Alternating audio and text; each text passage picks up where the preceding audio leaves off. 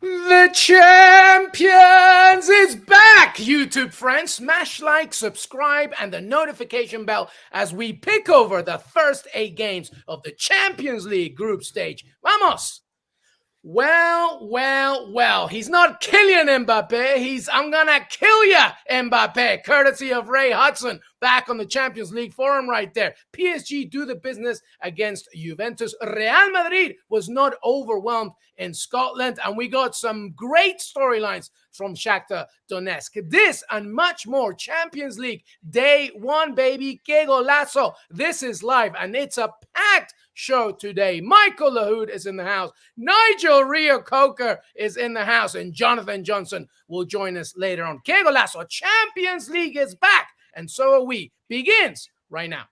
Hey, everybody, welcome to Qué Golazo. I hope you enjoyed Champions League Day 1, Match Day 1, Tuesday. Day 1, of course, Nigel Rio-Coker in the house. Michael Lahoud, Jonathan Johnson joining later on. This is a live episode. Ask your questions. Be brave. Be questionable. We want them all. Mike wants them, Nigel wants them, and JJ wants them. Of course, we're going to be talking about all the matches that we saw today. Talk a little bit about tomorrow as well as we celebrate the return of the Champions League. Nigel Rio-Coker, how are you, buddy? I'm good, thank you, my friend. I'm surprised you didn't put in friend there, but okay, I guess we're keeping it very professional now. I'm very good. Exciting games today. Everyone's obviously looking for the Paris Saint-Germain and Juventus game, I'm sure we're going to get into. But for me, there was a big shock. You must say there's some problems at Stamford Bridge. There are some big problems at Stamford Bridge. I left it out in the intro just so you could say it, my friend. Michael Lahoud, how are you, buddy? I don't know. Usually I'm positive, upbeat. There's a heavy Villa vibe about today, but that's for another pod. But I'm doing good, doing well. Love your intro. It's got me just oozing for next year's Champions League when Manchester United make it. But like I said, all these things to come. He's feeling very confident about his Manchester Did you say Manchester United make it? Yeah, hey, man. Listen, I'm just putting it out there. It's a marathon, okay? Not a sprint. Couple of games in, it's a marathon. Hey, Michael, you're going to find out Nigel Rio-Coker is the dream killer. Every time you have the dream, he's going to push it for you right there. Listen, I'm glass half full. Let's go. Almost every single time. But welcome, everybody. Qué Golazo Champions League. And yes, as Nigel attested to, obviously a lot to talk about, but we begin with PSG against Juventus. A good win for Paris Saint-Germain, and even better first half. Tremendous stuff. As we mentioned, Ray Hudson appointed him. It's not Kylian Mbappe, it's I'll kill ya Mbappe. 2 ridiculous goals. Neymar continues to elevate his game. Messi, for his standards, had a good game. Obviously, we can talk more about him. But let's bring in Jonathan Johnson, who's actually there at Parc des Princes, but he managed to find a cheeky little basement. I think that's Christophe Galtier's bathroom. I'm not sure. Jonathan Johnson, how are you, buddy? Can see it all behind me. I'm doing very well, thanks. How are you guys? Glad to be jumping on with you. We're very, very happy to have you, JJ. 2-1 to PSG straight away. Just give me your initial reactions to the game. I think PSG got lucky in the end because they had the chance to kill it off. They didn't. And Juve, who were pretty poor overall, definitely second best, could have come away with the points. I don't think it would have been deserved, but I think we saw the best and the worst of Kylian Mbappe tonight. 2 brilliant goals in the first half, but a bit of selfishness in the second half. And ultimately, I think that prevented PSG from running away comfortable winners, as they probably should have, given the way that they created some of those chances. But there was a spell in the first half where it really was sort of a taste of what we've always known PSG could be with Messi, with Neymar, with Mbappe, just having them, combining like that. Like sitting in the stands watching it, it's like seeing it come together in slow motion. It's incredible. That lofted ball from Neymar into the path of Mbappe for the opener. It was just, you kind of knew what was going to happen a split second before it actually did. And I mean, honestly, absolute pleasure to watch the football when it's flowing that well. But still, some questions that PSG need to answer, because at the end of the day, they got the win that people expected them to. But also at the same time, I think there have been some frailties exposed by a Juve who, in all fairness, were devoid of creativity as well. I think if they'd had a Di Maria on the pitch, it could have been a different story. I think when your most creative outlet is Cuadrado, with all due respect to him, I think you're going to have a long night. And Juve at the end of the day probably came out of this as best as they could because they avoided an absolute hiding. Yet, they got the defeat, which kind of felt inevitable. I mean, you listen to what Allegri was saying pre-match; it was very defeatist. It kind of felt a bit defeatist from Juve on the pitch as well. JJ, just being there at the stadium, what was that feeling like when Juve got the goal back and it was all to play for? Because watching it in real time on the television, it just seemed like PSG were dominant for most of that match. But what was the fan experience? What was that insider experience like at the stadium? It's like having the air sucked out of the stadium. It's like being on a podcast with Jimmy Conrad where, nobody else can breathe for a couple of minutes. Honestly, I'm tired. It's one of those moments of dread. I mean, I think we all know what it's like being in a stadium at that moment where that you should have gone, 3-0 up, been absolutely cruising, and then suddenly you get punished. It's just one of those unwritten rules of the game that when you don't take your chances, the other team are then going to make you pay. And I think ultimately, PSG can be thankful for Donnarumma for making a few saves. I still have a few questions about him, especially when you bear in mind you've got Keylor Navas backing him up. But also at the same time, Juve pushed as hard as they could to build on that momentum because it was a really unexpected lifeline for them. And like I said, took everyone in the stadium by surprise. I mean, you saw what the atmosphere was like at the beginning of the game, just electric. It's like, Paris had waited months to be given another crack at the Champions League after last season's disappointment. And, I think they felt it was almost slipping away at that moment that McKennie tucked it in. JJ, I've got two questions for you. I think you made a great valid point that I paid attention to. I thought that the connection, the cohesion between Neymar, Mbappe, and Messi was absolutely fantastic. It was there to see. But your point that you made in the second half that Mbappe did go a bit more selfish, which is rightly true. Do you think that still there could be a possibility down the line that the whole ego and diva thing could come back in there somehow and split that 3 up? And then my last other point to you that I've got to ask you is, do you see a difference in the style of play from under Pochettino to now? Because I personally felt that Paris Saint-Germain were a lot more higher up the pitch or a lot more disciplined. They weren't all behind the ball as they would play under Pochettino, and there was that more kind of ruthlessness and arrogance to get forward that they have those front three. What did you see? Yeah, you raised some really great points. And I mean, I think first of all, the point on what Galtier has got PSG doing at this moment in time, it's really interesting because the team, with the exception of Vitinha, is so similar to the team that Pochettino had. It's pretty much all the same players, with the exception of the Portuguese schema. I think he makes a big difference, but I don't think he makes all of the difference. It's the formation that I think Pochettino envisaged PSG playing in. But also I think it's a team that is playing more for each other at this moment in time. Sort of touching on the other question that you mentioned, you've got Neymar and Messi playing for each other, playing for Mbappe. I do think that there is a possibility that the sort of ego, topic comes back into play at some point, because I think Neymar will be, really cheesed off with what Mbappe did in the second half, to put it lightly. I think there was no need for it to be like that. It could have been much more convincing than that. I think something else that is really impressive as well is Galtier has actually gotten these players to push. Now, I know Pochettino is a coach who's famed for being able to get his players, to commit to that sort of work ethic and, really harry the opponent's defense. But you look at some of the work that Messi was doing, especially in the second half, sort of crashing into tackles, running the ball up the field, playing it into the path of Mbappe. It feels like they're all singing from the same hymn sheet. Whether or not that's just because this is a World Cup year, we'll have to wait and see after the World Cup in Qatar. But the early points are really, really positive. And I think Galtier does still have some things to work with, but it does at the same time just feel a completely different team to Pochettino. And I think there are many people wondering, how Pochettino failed to get these guys, to fire. I mean, there are a few, subtle differences. Sergio Ramos coming into the defense and actually being a player that PSG can rely on is huge, not only because of his quality, his experience, but also his leadership as well, his ability to organize the team when he's on the pitch. But, at the end of the day, Galtier is, making something a lot better, a lot more attractive, a lot more impressive than Pochettino managed to do with PSG. Let me ask you one final question, JJ, before you go. Today I wake up and I see a lot of Mbappe interviews. He's New York Times and Wall Street Journal. He's putting out there. And I'm wondering as well, how much of that kind of publicity, PR moves does Galtier like? Is he a bit of a strict manager when it comes to handling players outside of the football pitch? Do you think that like drives a little too much attention? Because on the other side of that, I'm seeing the best Neymar I've seen in years, and I feel like he's the kind of player that needs to just be nurtured in terms of, you know what, you want to go out and have some fun, that's fine, do your thing, just make sure that you show up for training every day. So I guess my question is, how much of a man manager is Galtier, and how much does he appreciate or not appreciate all the things that these players do outside the football pitch and in training?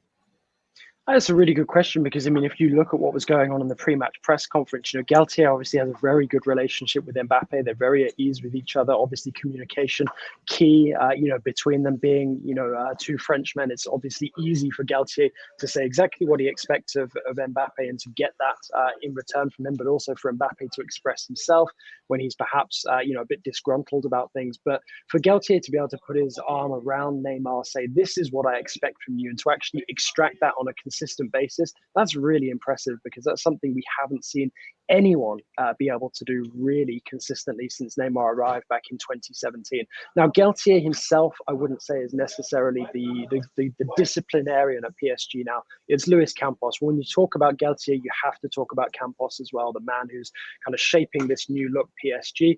He's made some very interesting decisions, completely rebuilt the midfield, set down some ground rules for the players as well. But, look at when the controversy threatened to flare up early in the season between Mbappe and Neymar. He was the guy who took them aside, had a discussion with them, and suddenly, that squabble, turned into something fairly insignificant in the end. So although Galtier looks like he has much more control than a Pochettino, I think it comes from there being a healthier environment at the club now. And also, before we move on from Juve and on the topic of Pochettino, I saw a lot in Juve tonight that I think Pochettino could remedy if Allegri is on the hot seat, as many of us expect. There seem to be a couple of coaches who are on the hot seat right now: Lopetegui, Thomas Tuchel. I know Nigel wants to get into Tuchel a bit later. And you've got Tedesco as well at Leipzig. So, I think Juve could do a lot worse than go for somebody like Pochettino while he's available, because I feel that even with Di Maria, even with Pogba, even with Chiesa back in that Juve side, I don't see a way that Allegri extracts the absolute maximum from them in the way that Galtier is doing with this PSG at the moment. Yeah, a lot of players at Juventus could benefit from somebody like Mauricio Pochettino. We'll have to watch out for that one. But Jonathan Johnson, always good to see you. I'm sure that you got to get out of Christophe Galtier's bathroom very soon. Fantastic to have you, my friend. Have a great rest of your evening. Get home safe, by the way. And we will see plenty more of you this week on Qué Golazo and, of course, the Champions League. Thank you, JJ. Guys, always a pleasure. Yep. All right, that was Jonathan Johnson from Parc des Princes, of course, for PSG. So I want to ask these two boys now about that game, of course, 2-1 in Group H for PSG. Nigel, let's begin with you, and then Mike, you chime in. Just your overall reactions over this. Do you think this is a big statement from PSG, not just for this game, but over the course of the tournament, about how finally they really need to win this thing? I think it is a big statement. I think they really did start well, as JJ said. And I looked at that game, and for me, even I was very surprised that the cohesion that I saw between the front three, they looked a lot more organized and disciplined. But what I liked about them is they weren't the old Paris Saint-Germain that we saw in the Pochettino, where I felt that was so deep, everyone behind the ball when they lost the ball. Neymar worked hard under Pochettino. You see him so far from goal. Now there's that bit of arrogance that we have these front three. We can score against any team in Europe with the ability that they possess. But like JJ said, you still do question the back line, the defending.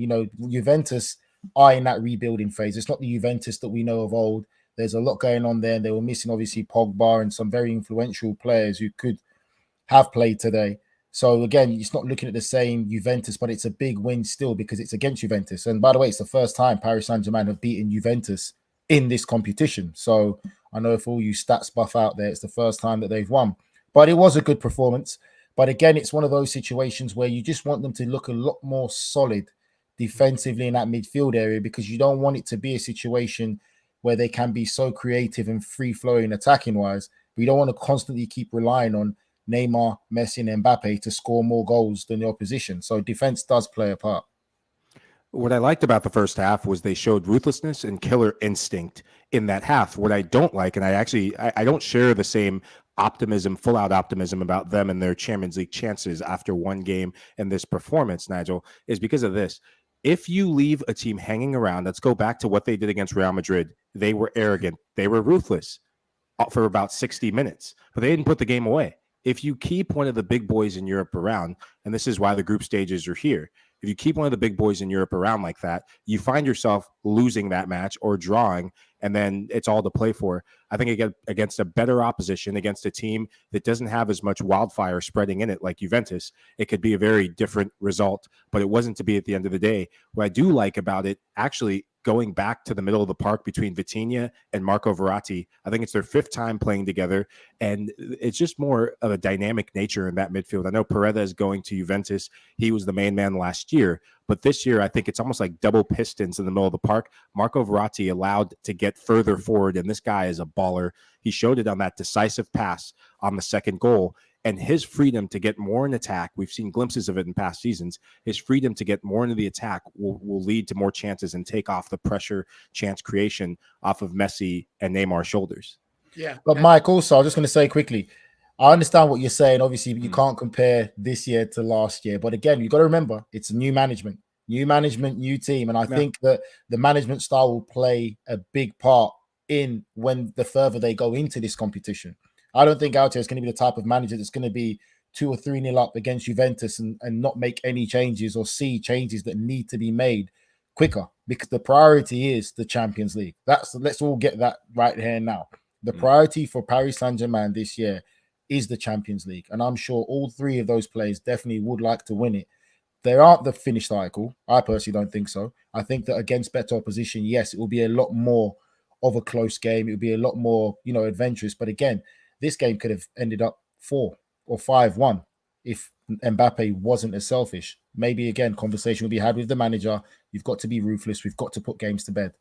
Yeah, a lot more to say about Juventus as well regarding how vulnerable they look. And of course, it's only match day 1 of the Champions League. Plenty more turns will come, of course, especially from PSG. Very quickly before we move on, because we've got a lot to talk about. But just real quick, Mike, Weston McKennie got a good goal once again. Probably the best player for the USMNT from an aerial perspective offensively. What'd you make of his goal? I thought it was the type of performance and type of introduction into this year's Champions League that he needs. He struggled, especially with health, coming into a match like this, not been at his best, trying to rediscover form, but to get a goal against the run of play, to do it in a way that as a midfielder, as a box-to-box midfielder, we've seen him do for the U.S. men's national team, we've seen him do for Juve. It will bolster his confidence and bolster Greg Berhalter's decision-making of reintroducing him back to the fold for the U.S. national team, which is going to be another big talking point of another player who starred today in the Champions League for Borussia Dortmund. But for Weston McKennie, when he scored that goal, Juve seemed to have a lifeline in ways that they had nothing before that. And the fact that alongside Kostic, 2 players, it's a big season for them. Kostic grew into that game.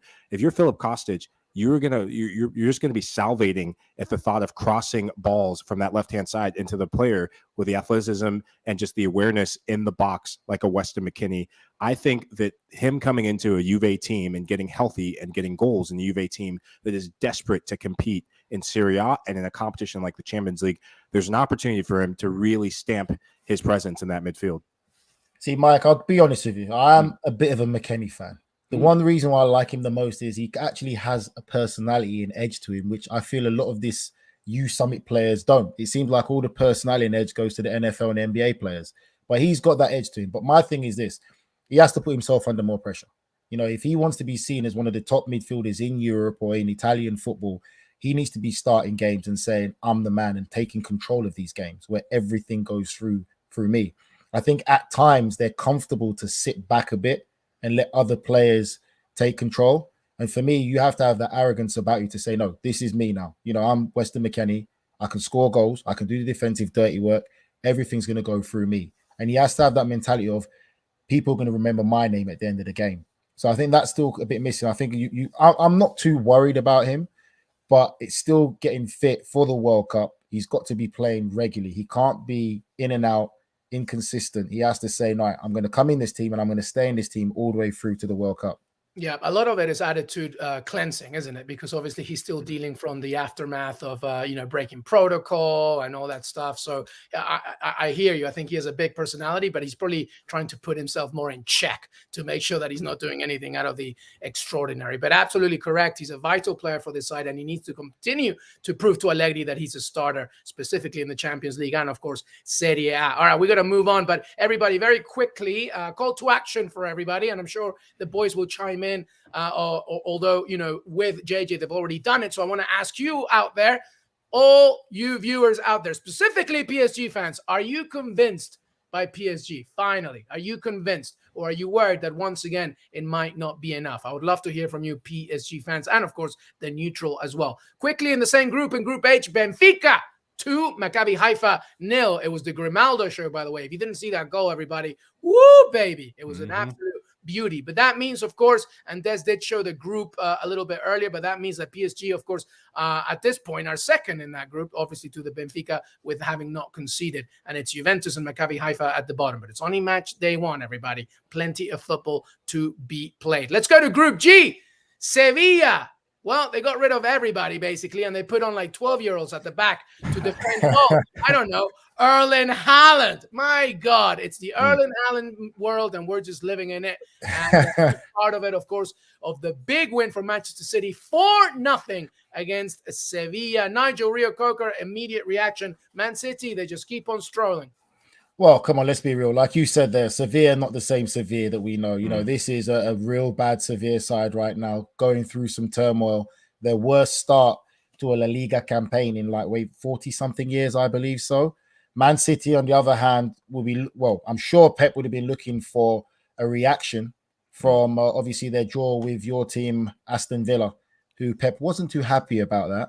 So he wanted to see. Happy, Nigel? I don't know. And he got a reaction today, and for me, no surprise that Haaland was on the score sheet. What a goal his first goal was. I think the Sevilla players literally stood there looking at each other to say, where did he come from? Let me quickly ask you that, Nigel. Nigel, let me quickly ask you that, and Mike chime in, of course. It was Haaland's 20th Champions League game. Only 36 players have scored more goals than him in the history of the competition. That's kind of unbelievable. But let me ask you very quickly about that goal. I'm seeing a trait now that we're going to see for a while, because it was a similar blueprint to the one that he scored against Villa, where De Bruyne goes out wide, right? And they already have the telepathic reaction, right? He crosses it in, and De Bruyne knows that Haaland's going to go far post, not near post. It's an understanding. It's an understanding that players have when you talk to each other. And I'm sure that De Bruyne pulled him aside to let him know, he's an athletic gift of football because of his height and his capability. So De Bruyne and him sure have had conversations, and he know now, and the more they train and play together, the greater that understanding is going to be. And for Erling Haaland, he'd love to score goals like that all the time. It's a simple tap-in. For the defenders, it's like, how can you stop him? He's a physical specimen, and it's just so difficult. But, not to take much of it, for me, like I said, I'm not surprised that Man City got the win. I think I had them on my accumulator as well for a Man City win. I think I put 4-0 down, so might give myself a pat on the back there. But not surprised. Of course, only Nigel's the only one that can attest. Yeah. Hold on. Okay, I'm just going to say this, though. And again, this is to you and Mike as well. Obviously, yes, Man City got the win. And again, as we spoke just earlier about Paris Saint-Germain, the priority for Manchester City is the Champions League. They've won the Premier League. It's the Champions League. They want that notoriety. They want that more worldwide presence of being Champions League champions. For me, again, like Pep said it earlier as well, they can't just think because they have Haaland that they're going to win the Champions League. He's a good piece. He's a piece that's been missing for sure. But at the same time, they still don't look the greatest defensively. They still look very vulnerable to concede goals. And the better oppositions they come against, the more that they'll be really tested, where we'll see how far they've come when it comes to winning this competition. I think what makes me excited about Manchester City, and I hear that sentiment about them being vulnerable in transition, but when I look at their group, what a great test for them to build confidence, not just in the Premier League, but in this group, week or game in and game out, to build that just fortitude in the back line. They throw so many numbers forward. And when you have a player like Erling Haaland, what excites me about this team is that you're going to get more goal-scoring midfielders. Kevin De Bruyne already getting off the score sheet in the Premier League. His assist sheet is going to go up. Phil Foden, a player that I love, and a player that, young player of the year. and just a guy who has just a nose for goal, attacking midfielder. You can put him out wide, you can put him centrally. Just so many players who have a versatility about them. When you have a target player, when you have a presence like Erling Haaland, teams are going to have to focus on him more, and that's going to create gaps. Bernardo Silva already getting a goal in the Premier League because so many teams, Erling Haaland commands the respect and commands their attention. For Manchester City, that can unlock sturdier backlines in this competition. It's just one game, but to go on the road and really put a team who's struggling, like Sevilla, Lopetegui looked like just a guy who didn't even know which way was up. Looked like he was running around the sideline asking for any help, maybe going to the crowd screaming, ayúdame, ayúdame, but no one there to help him. I think his job's on the line, and it could be a dark, dark, dark day for Sevilla. But honestly, Mike, from what you saw there, you really think that Manchester City, with just the inclusion of Haaland, really could compete against some of the other top teams that's in this competition? Oh, absolutely. Yeah. Absolutely. Okay, so let's bring it to this then. Who would be your favorite to win this whole thing, Mike? Ooh, my favorite, I said it before when we did the preview for European soccer, my favorite's still Bayern Munich. I think at the end of the day, if Sadio Mane can get hot, if he can get his goals in the Bundesliga, he has Champions League pedigree. He just gives him a bit of an X factor. And we've seen the likes of Barcelona. They're starting to figure it out. But I do like Bayern. Every year I feel like I pick Bayern. But I think they have the tools with young players and old players alike to get it done this year. Nigel? Mike, I was going to say you could pick 3. So I like to pick 3 dark horses. Nigel's gone robotic now with his mic. Who's Mike? Is it my mic? Yeah, it's your mic, buddy. Yeah. We'll double check in with Nigel, but just very quickly, everybody, Bayern Munich, to Mike's point, they play tomorrow, of course, against Inter, so that should be a cracking match to start it up. Nigel's figuring out his mic as we continue, but let's move on here and let's talk in the same group. Of course, you mentioned him a little earlier there, Mike, but there it is again. See, the joys of having live YouTube streaming, baby. That's it. Hey, Mike, very quickly, let's talk about Dortmund for a second. 3-0 against Copenhagen. Gio Reyna, the first American, by the way, to provide 2 assists in a Champions League game. Quick thoughts on him, this match, and by the way, just how important it is to have a healthy, fit Gio Reyna for the USMNT. We were talking about how big it is to have for them to have Weston McKennie in form, fit, and playing. It is even bigger to have Gio Reyna, a player who was just beleaguered by injury throughout this World Cup qualifying campaign. And injury was what got him on the field. He didn't look out of place. I know Dortmund have been cautious with getting back in form, and this is still a young player. A player who has so much potential. We saw glimpses of it as to Azteca, that slaloming run, a player who can play as a number 10 or play on either flank. And what I liked about it is he kept it simple. When he came on the field, the assist to Rafa Guerrero for the first goal, I really like that, using his mind to let his body work into that game, a player who at times plays beyond his years. And, that is the type of performance, getting a Copenhagen in the Champions League, they can fill you with confidence to then take that with the national team. And Greg Berhalter will be a very happy man to see 2 of his players getting on the score sheet in terms of assists and goals in the Champions League on match day 1. Yeah, very good victory for Borussia Dortmund at home. Of course, they're going to need it. And yes, Nigel's not robotic anymore. Or maybe there is a little bit of static there. Check 1, 2, Nigel. And then Nigel, give us some thoughts on Dortmund, Gio Reyna. Oh, there's still some. Maybe Nigel has to leave and come back for us. And I think that's the best thing for him to do. And then he'll chime in, I'm sure. I think I'm back on now. Oh, no, there he's in. All right. Nigel, quick on Dortmund. Gio Reyna, another USMNT talent. He's fit, he's healthy. He provided 2 assists in the Champions League game. First American to do so. How are you feeling about Gio Reyna? What do you think? USMNT fans should be happy.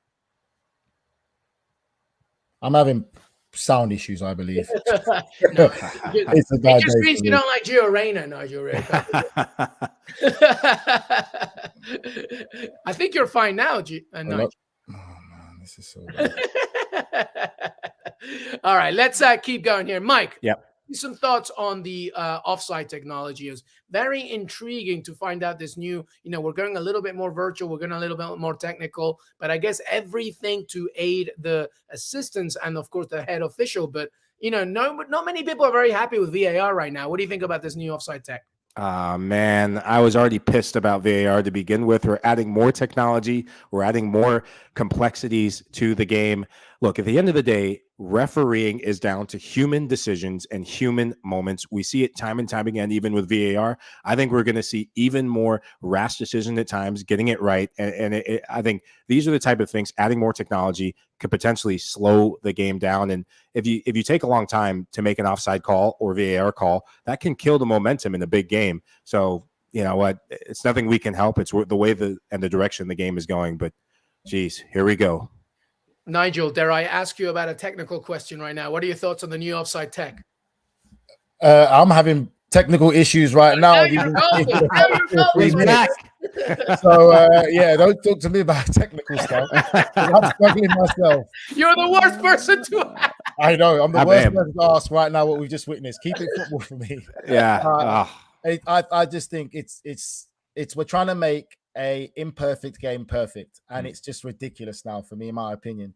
I think the use of VAR really should be lessened and only used for certain things, for clear and obvious errors by referees. But these margins now that we're working with the armpits and stuff, I think it's really a problem in the game, if I'm honest. Seriously, like a toenail, an armpit hair, like it's ridiculous. And it really is killing the game. I think that it should only be used for a certain amount.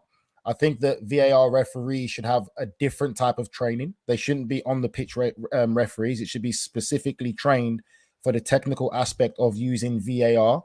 And there should be more of a pairing of a relationship where the on-field referee has a relationship with the same VAR referee, and that will help clean up this whole game and this whole situation when it comes to all this. Yeah, I like what you said there, trying to make an imperfect game perfect. That's part of the beauty of this game, that it's not perfect, and sometimes the flaws balance themselves. But regardless, VAR at this point and this new offside technology is here to stay. Whether it helps in the long run or not, we'll figure it out. We're going to take a break, everybody. When we come back, Nigel started with it. We're going to talk about Chelsea because we got to talk about Chelsea. And we'll also talk about some Group F action, including Celtic and Real Madrid. Some good stuff for Shakhtar Donetsk against Leipzig. Final thoughts regarding tomorrow.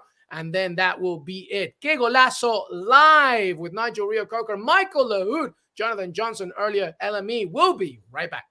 The UEFA Champions League. 9 months of heart-stopping, hold-your-breath exhilaration. While Mbappe shines in the city of lights, Benzema's racking up the hat tricks, and the Reds want more magic in Liverpool. This ain't amateur hour.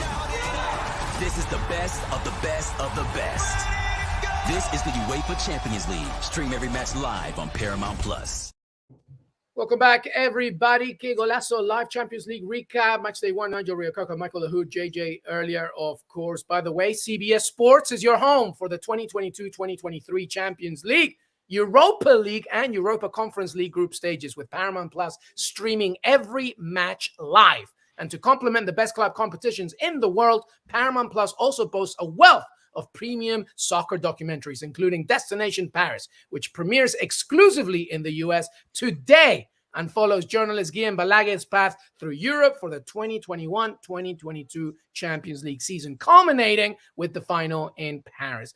Balaguer's travels detail Ukrainian club Shakhtar Donetsk. They got a great win today, and their experiences amid going through this tragic ongoing war. Check out Destination Paris and the entire Champions League season on Paramount Plus. Right then, let's go. Group E, Chelsea lose 1-0 to Dynamo Zagreb. It was the opening goal of the day. What a goal it was, by the way, by Ostic. Mike Lahoud, initial reaction. Chelsea, Thomas Tuchel, they bring Aubameyang for Fana. He absolutely got smoked in this goal. Just nothing is working for Chelsea, Mike. What's going on? When you look at that game, almost 70% possession, 15 shots. How many on target? 3. That's not good enough. This is a Chelsea team that is in trouble. They've got some new signings, and it's going to take time for the new signings. Aubameyang coming to the Premier League, coming back to London, hopefully staying in the same flat that he did when he lived at Arsenal, or when he played for Arsenal. Come on, Mike. You can't give him time, Mike. He doesn't need time. He's very aware of the surroundings. He was only up in North London. Now he's in West. It's such a hard thing to do, to go and play in that sort of thing. I think if this match was at Stamford Bridge, you're playing at home, you have the fans behind you, but to be a striker coming in, everyone expecting you to save the day in the Champions League. His first match, his first Champions League match, just to echo a little bit of Mike's point, his first Champions League match is 2017. So, that has nothing to do with it. He's a top-class striker, seen as one of the best strikers in Europe, correct, guys? Correct. Mike. Yep. If Aubameyang was a bit more ruthless and serious, he should have taken that first opportunity in the game. When I was watching the game, he broke through on the right-hand side and he tried to play a little 1-2 with Raheem Sterling and set up Raheem Sterling when he could have gone for clear and goal. He's a striker. Needs to be selfish, needs to be clinical. Chelsea go 1-0 up there. It's a whole different game. I know people might say, it's if, buts, and maybes, but that's the difference of having a Haaland, a Messi, Neymar, Mbappe, and having an Aubameyang. For me there, he's trying to be too cute and play the 1-2, thinking it's all fun and games, where you need to be clinical. You need to score goals. You need to make sure, and even if you're going to try and be a good teammate and pass it back to Raheem Sterling, it's got to get there. It's got to count. It can't be 2 or 3 feet. So for me, it was arrogance without an end product. And I think Chelsea are in some serious trouble.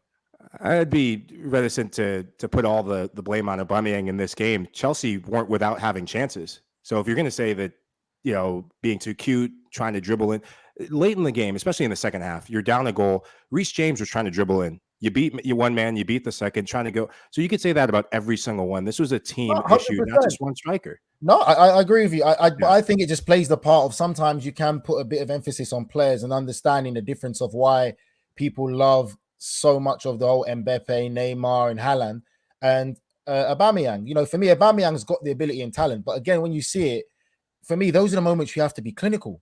Score your goal, take your chances. But trying to be too cute, laughing, thinking, probably the arrogance thinking they're going to get a goal, they're going to win the game. Now you come to a result where you lost 1-0 and you're Chelsea. And for me, you got to give credit. They defended well. They played great counter-attacking football. And they had a few chances. The goalkeeper pulled a fantastic world-class save. Let's not forget that, to keep it still 1-0. And for me, they deserve the win. I think Chelsea, there's a lot going on there. No, I don't think anybody's denying that Zagreb deserved the win. I would actually, Aubameyang's, need to finish that is spot on. Actually, but I don't think the scapegoat should be on him. I mean, I think that's harsh. The goal they conceded was awful from a Chelsea perspective. Thomas Tuchel is renowned for his defensive stability. The fact that Fofana, just as we're blaming Pierre-Emerick Aubameyang for not scoring, Fofana really should have done better. It was a tremendous counter-attacking play. But let's just be clear on something here, Nigel, and then Mike jumps in. This right now, at this moment, is awful for Chelsea Football Club, a team that just won the Champions League a few years ago, is trying to not only defend the title from a few years ago, but also stay in a top 4 race. That may not happen at this point with the likes of, Arsenal and Tottenham elevating. What do you see right now with Chelsea and Thomas Tuchel? Is he deep underwater to the point that Todd Bowley should say, I think it's time for him to go? Mike. I don't want no silences in this show. If you don't want to answer it, I'll answer it. No, I'll answer it. I went to you first, Mike. Not like you're avoiding it. So if you don't want to answer it, I'll answer it. Okay, no, I'll answer it. You know what? If he doesn't want to answer it, I'll answer it. Okay, look, at the end of the day, this is a Chelsea team that, given all the crap things that are happening this season, you just landed a striker. It's his first game. And then starting the Champions League, he didn't deliver. I think it would be cruel to make that change right now. Give him a couple games. If after maybe the end of this month, if Chelsea are still not performing, then you have your decision. But after one game say, you know what, Tuchel's on the firing block, I think would be senseless for Mike, Chelsea. To be fair, my question was more rounded to the point where they got embarrassed by Leeds United. They're not doing that well in the Premier League, culminating with the fact that they didn't really play that well in the Champions League today. I guess, yes, you're right. I'm trying to create a little bit of a telenovela situation. Yeah, but even in that, LME, to jump in on that, look at the players that were there. They're still building this project as they're going. With each game, Fofana wasn't there. He's just come in. Aubameyang has just come in. He's just come in, but he's been playing football. It's not like but he's just come into Chelsea. He's been playing for life. the thing we've got to That's my understand, thing we've with got it. to accept this, right? Chelsea is in that top 1% of football clubs. They're expected to win. We've seen Chelsea win Champions League, win Premier League titles, and sack the manager the next season. That is what you get for being at Chelsea. Right now, where they're at, with the players that they have, it's not good enough. Thomas Tuchel is definitely on thin ice. 3 When you wins look at the in the Premier performance, League, 1 draw, 2 losses. Their goal difference is -1. And if Fofana wasn't ready, then why would Tuchel start him? I guess I'm just trying to figure out and Mike, we've talked about this a lot. Tuchel deserves a lot of credit for what he did during the Abramovich situation. Season. He had to act as a communications officer. But Nigel, I think me and you are in agreement, right? I think Tuchel I'm not saying fire him tomorrow, but there is definitely a deep water situation here. he's on thin ice. He's on very thin ice because, again, it's not just also the results, it's the performances. And for me, I fail to see what the game plan of Chelsea is or what their style of play is because it just looked all over the place right now. We can question some of the signings, yes. But again, these are all Tuchel signings. These are not signings that are being done by someone else. These are players that he's agreed to and they're coming into the club. And then yet he's criticized some of them. But these are the signings that he got. So there is something there because he really is being all over the place. Obviously, you looked at he's bust up with Antonio Conte as well. There's something there. His body language, his facial expressions during the game as well, when Chelsea players make mistakes, that doesn't help. So for me, I don't think if Todd Boehly does decide to say, you know what, we need a change, I won't argue against that. I think sometimes managers have a lifespan at clubs, whether it's 2 or 3 years. It doesn't take nothing of what he did under what happened at Chelsea recently. But for me, I just don't think the performance has been good enough for players that he asks for, that he's getting, and they're still not performing. And then Chelsea just still look all over the place. I think, as I said before, I sound like a broken record. I think the fact that Todd Boehly, we talked about the ruthlessness of Chelsea, that was under Abramovich. They have a new owner. There is no way a new owner, an American owner who's never managed a football club before, is going to make this rash decision.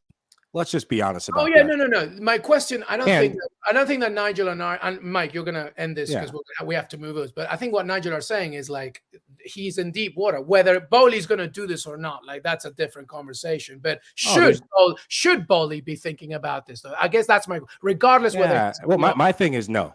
Okay. I'm very staunch on that. I'm not even a Chelsea fan. I want to see them lose. My thing is, I want to see them. My thing is, you better start thinking before it gets worse and worse. That would be a problem. And also, we've seen, I mean, after 2 games, and this is the only thing I'm going to mention about Manchester United, after 2 games, you were talking about Erik ten Hag getting the sack. No, I never said that. Just for the record, I never said that. There are a lot of us that were saying Erik ten Hag could get the sack. They win one game. There's a very big difference, though, Mike Lahoud. There's a very big difference. This is a Manchester United squad that was random, like before your Anthony's came in and Casemiro's, a Manchester United squad that really no identity, individuality. Thomas Tuchel didn't just show up for this side. And to Nigel's point, he's wanted these players that have come in. Raheem Sterling, an England international. Fofana, a very good center back. Now we're getting a lot of good additions. So I think I see your point, but Ten Hag's thing is he was entering a pit of fire that he had just to calm down. Tuchel, yes, the Abramovich situation was a troubling one, but he's been there for a while to know enough, right? That I want to add this. I challenge that by saying, so when your owner, Russian billionaire owner, getting forced out of the country, your club is in sanction. That's not a pit of fire? Come on. Absolutely. Which is that's what a massive pit of fire. That's an inferno. No, it's a different sort of inferno. They literally just months ago got a new owner. Okay, but he knew what he was doing. But let's be real. He lost a few players, but he still had money. And Todd Boehly's come in and invested money, not said, oh, no, I'm not putting money into it. He's got players he wanted. What could he moan about anymore? He's got players that he wanted. High caliber, top 1% superstars he got. He wanted it and he got it. So really and truly, it's difficult to defend him. So this is how we're going to end it, by me just doing a call to action to Chelsea fans. Chelsea fans out there, what do you think? Are you happy with Tuchel right now? Do you think, as Mike says, we need a little bit more time? New players have come in. It's only September. Everybody calm down. Or do you maybe lean towards what Nigel and I are saying, which is like, in this very fickle, very impatient game of ours, and specifically a Premier League team that really should be rivaling for the title, has he run his course? Chelsea fans, we want to hear from you. All right, let's keep going. But I love this episode. Let's keep going, everybody. I'm just going to read out very quickly. Salzburg, AC Milan 1-0 in that one. By the way, Kalulu channeling his inner Boateng as Okafor put him on his backside for the opening goal. And Serginho Dest came on for his Milan debut. Mike, very quick on Serginho Dest. Good stuff for him, huh? Just to at least get some minutes in Serie A. Yeah, it's good always to get back in a team, and especially a team that's high rolling and in fuego like AC Milan. This is a Milan team that when I look at Rafa Leao, he is the best player of this team and one of the best players in Serie A, getting an assist today when Milan were down and not playing their best stuff early on. But hey, your big players have to show up, especially young players in a young AC Milan team that's coming of age. Serginho Dest is in the right place. Quick one, Mike. Just for me, do you worry about the game time that the U Summit players are getting? Because obviously he came on today, but for most of the players who will start for the U Summit in the World Cup, are you worried that they're not getting enough game time in Europe? That's a good question. I worry about one player in particular, Christian Pulisic. When we go for Chelsea, we didn't touch on him. He's the one player I worry about. The others, I don't, because they qualified for the World Cup, not getting full time at their respective clubs, and they will have a point to prove before going to the World Cup, and even have more of just a chip on their shoulder to prove a point against some of the world's biggest names from England, from Wales, and etc. in the group. So Christian Pulisic, I think come January, he needs to leave Chelsea. Well, we will see, but plenty of action needs to be done from many USMNT players. And even though Brendan Aronson and Gio Reyna and even McKennie for today are on the up, somebody like Christian Pulisic, very frustrated, needs all the minutes that he can get. Let's move on to Group F. Celtic, tremendous to see Celtic back in the Champions League. They have a fantastic manager in Anning Postecoglou. He said some great comments about that. They're not going to, bow down to a Real Madrid. Well, they probably, should have been a little bit smarter, I guess. But Real Madrid are Real Madrid, and they win 3-0. I can't believe you just said that. Hey, let me just jump in there, Mike. Listen, what a game. Celtic were absolutely very good. They were fantastic. They were really were fantastic. But the end result, I'll just say this. The difference is, and this is what I said, it'll probably be a Real Madrid win, is Real Madrid have that quality. That's it. Celtic could have been probably 2-0 up in this game or 3-0 up with the chances that they had. And that's the difference that people have to understand. When you pay for these top caliber players, this is what you get. Because when they get their moment, they take it and they seize it. And that is all Real Madrid did. Because I think Celtic, if that's going to be their approach, Celtic should be in for a real good campaign this Champions League, because they were phenomenal. Yeah, I agree with you. I'm so glad you said that, Nigel, because on the counter, Celtic looked lethal. Almost lethal, I should say. And that McGregor chance, I think that's the one you're alluding to, the one that hits the post. If that goes in, we've seen those magical nights at Celtic Park before against the Barcelonas, against some of your biggest names. When that first goal goes in, you're almost playing against 13 or 14 extra players on the field in green and white hoops. But it didn't go in. And Eden Hazard, a player who is just, nothing's gone right for him. Everything went right for him today with Real Madrid. Karim Benzema going off. The dream was ended tonight for a little bit, but his injury was worrying signs for Madrid. The Champions League hero from last year, up steps Vinicius Jr., but it was Hazard who came in playing in that false nine position, a position that we haven't really seen him play before in his career, but he steps in, and that slaloming run for the Modric goal, the assist, and Luka Modric, he turns 37 in September. Geez, aging like fine wine outside the boot, but it was Eden Hazard winding back the clock and getting the assist and getting a goal. That is going to be a massive boost for Madrid, but cannot fault Celtic for their effort today. If anything, kudos to them for wanting to go after it, not just sitting back and being pragmatic. Going to Madrid or latter stages of this group, pragmatism is definitely something they can look to. But hey, congratulations for just giving a valiant effort. I just want to put this out there before we move on. This is just to put out there. I look at how Real Madrid performed today, and I just think if they had Mbappe, they are the finished article to win this competition. With the mix they've got of experience and youth and Mbappe up top, they would be lethal. Just putting it out there. We'll put it out there as much as you can. He is a PSG player for now. But Real Madrid do get a win. Benzema, though, to Mike's point, a little worrying with a knee injury. We'll have to monitor that. But Eden Hazard scoring his 7th goal in a Madrid shirt. And, of course, Vinny Jr., Modric getting the champs off to a winning start. The feel-good story of the day is Shakhtar Donetsk with a great victory against Leipzig, you may not think that Leipzig is, a perennial giant in the Champions League, but Shakhtar Donetsk has gone through a lot, of course, as we know, through the past year. And, it's been a good victory for them. Tedesco on the hot seat, though, Michael Lahoud, thoughts? Yeah, I would not be surprised if this is his last scene. They've given up 8 goals in their last 2 games. One on the road to Frankfurt, who looked like they were in dire straits after 2 games into the Bundesliga season. Now they look to be getting their season going. And this is a Leipzig team that a year ago or 2 years ago, or the last couple of seasons, being good on the counter was their strength. Now the only thing they look like is Swiss cheese. Their midfield looks like Swiss cheese. And Shakhtar, that last goal that Traore, I think, who has had some injury woes coming back in. I think he has some Sierra Leone connections, if I'm not mistaken. So, conversation for another day, my Leon stars. But just Shakhtar were lethal. And in the last 2 games, what is worrying about Leipzig, they gave up early goals. It's almost like once that first goal goes in, and they gave up an early goal to an outside, to a winger. Left winger, I think, and a right winger in a respective game, Kamada and was it Marian Shev. But when they give up that early goal, it just seems like it's just game, set, match. Their body language is done, their energy is out, and it's just kind of like, we've given up on that. And Nigel, when players give up on a manager, it's his job done. 100%. So then, Mark, I'll ask you this then. So I guess Jesse Marsch wasn't the problem then at Leipzig then.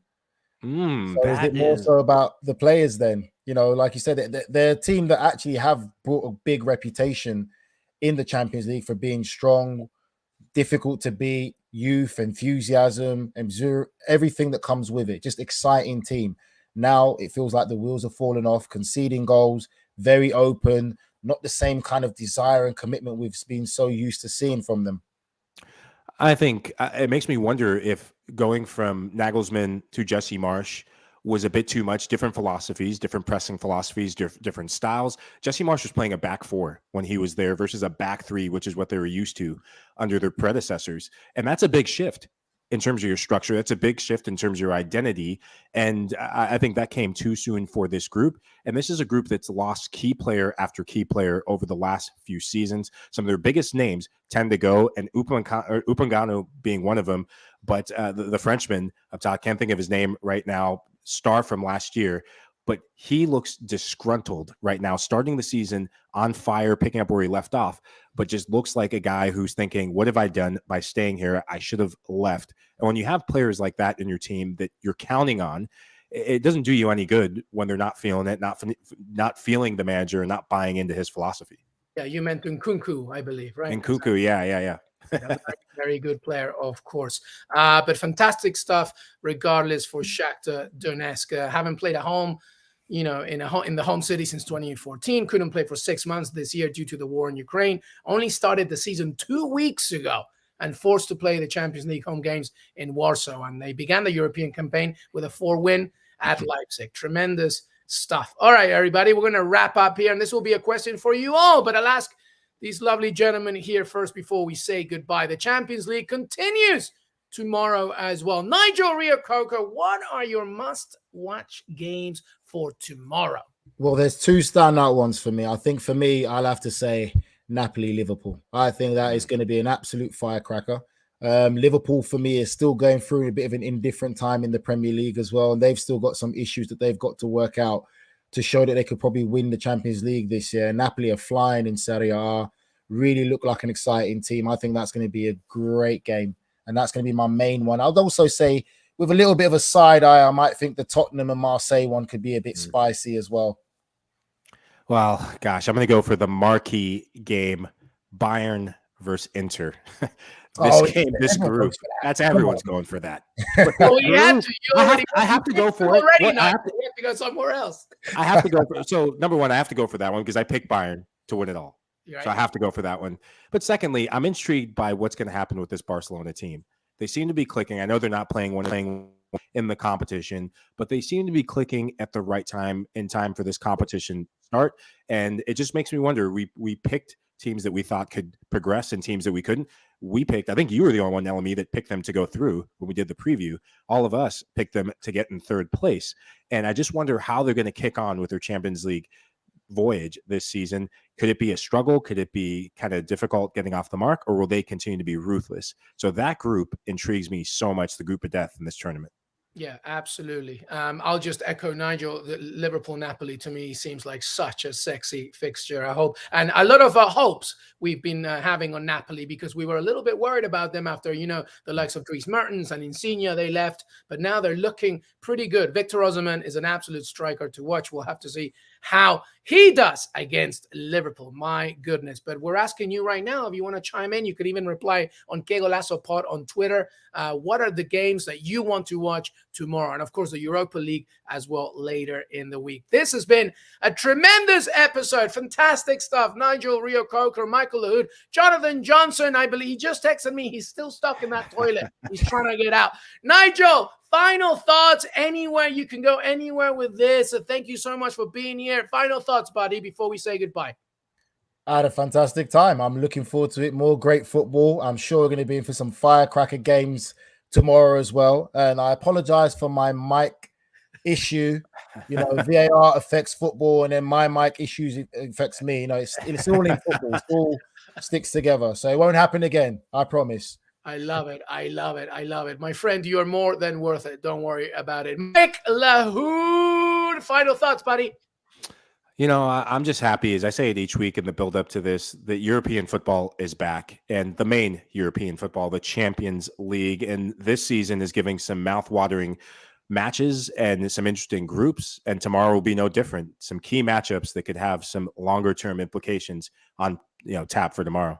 Absolutely. What a great start to the Champions League 2022-2023. Don't forget, you can watch every single game on Paramount Plus and CBS Sports. Nigel Rio-Coker, he's not on Twitter. He's a smart man. You can follow him more, I guess, on Instagram. But Mike Lahoud, at Mike Lahoud as well. Jonathan Johnson, John_LeGossip. You can also read JJ's content on CBS Sports website. I'm LME at LME. Thank you so much for listening to Qué Golazo. Take a minute to leave us a rating and review on your favorite podcast platforms. We're on Apple Pod, Spotify, Stitcher, anywhere you listen to podcasts. We're also available as video, as you know. Subscribe to us on YouTube. Help us get to 25,000 subscribers. Make sure that you visit YouTube. Thank you so much, everybody. Have a fantastic rest of your evening. Enjoy the Champions League, Europa League, Conference League, and much more action. We will see you next time. Till then, bye-bye.